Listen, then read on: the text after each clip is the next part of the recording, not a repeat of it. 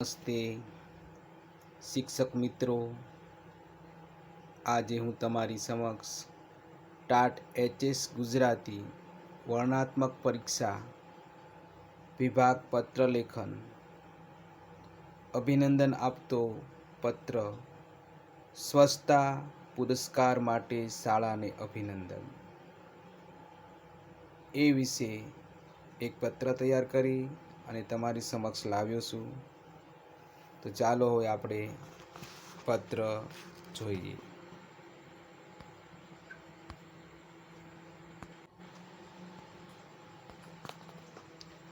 પત્ર લેખન અહીંયા ખ આપ્યું છે, ત્યાં ખ આપણે જોવાનું છે. આખો પત્ર બનાવી આપ્યો છે વ્યવસ્થિત રીતે.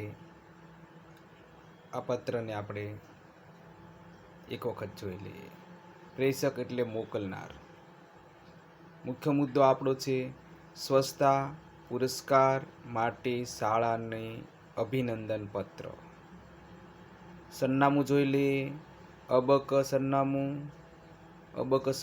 2 પંક્તિ, અબક શહેર, અબક પિનકોડ, તારીખ. અહીંયા બધું અબક કરી નાખ્યું છે. એટલે આપણે કોઈ નામ નથી લખ્યું. પત્રમાં આપ્યું ને લગભગ તો હોતું નથી. આપ્યું હોય તો કે આ સ્થળનું હોય પણ કોણ લખે છે એનું નામ ન હોય તો ત્યાં એ રીતે લખવું.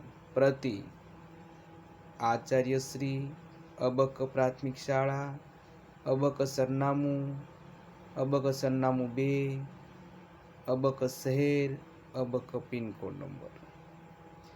આદરણીય શ્રી, જય ભારત સાથે જણાવવાનું કે હાલમાં યોજાયેલ સ્વચ્છ ભારત અભિયાન અંતર્ગત આપની શાળાએ શ્રેષ્ઠ સ્વચ્છ શાળા પુરસ્કાર પ્રાપ્ત થયો છે. તે બદલ હું આપને, આપના સમગ્ર સ્ટાફને અને તમામ વિદ્યાર્થીઓને હાર્દિક અભિનંદન પાઠવું છું. આ સન્માન આપની શાળાની શિસ્તબદ્ધ પ્રવૃત્તિ, નિષ્ઠા અને સ્વચ્છતા પ્રત્યેની જાગૃતિનું પ્રતીક છે. સ્વચ્છતા, સંસ્કાર અને શૈક્ષણિક વિકાસનું સુંદર સંકલન આપની શાળામાં જોવા મળે છે. આજે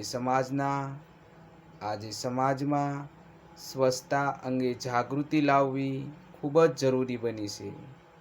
આપની શાળાએ વિદ્યાર્થીઓમાં સ્વચ્છતા અંગેનું શિક્ષણ આપીને ઉત્તમ કાર્ય કર્યું છે.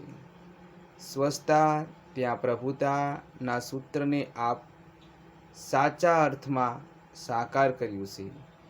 આવી જ રીતે ભવિષ્યમાં પણ આપની શાળા સતત પ્રગતિ કરતી રહે અને નવા વિદ્યાર્થીઓ માટે પ્રેરણારૂપ બની રહે તેવી શુભેચ્છાઓ લે આપનો વિશ્વાસુ અબક. તો અહીંયા આપણે શ્રેષ્ઠ સ્વચ્છ શાળા પુરસ્કાર વિશેનું એક પત્ર લેખન.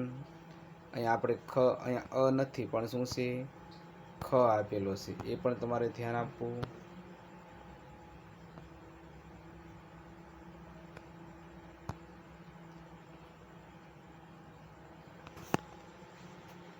આ પત્ર પરીક્ષા માટે ઉપયોગી છે. જરૂર વાંચજો. ફોટો પાડી, સ્ક્રીનશોટ પાડી સાચવી લેજો.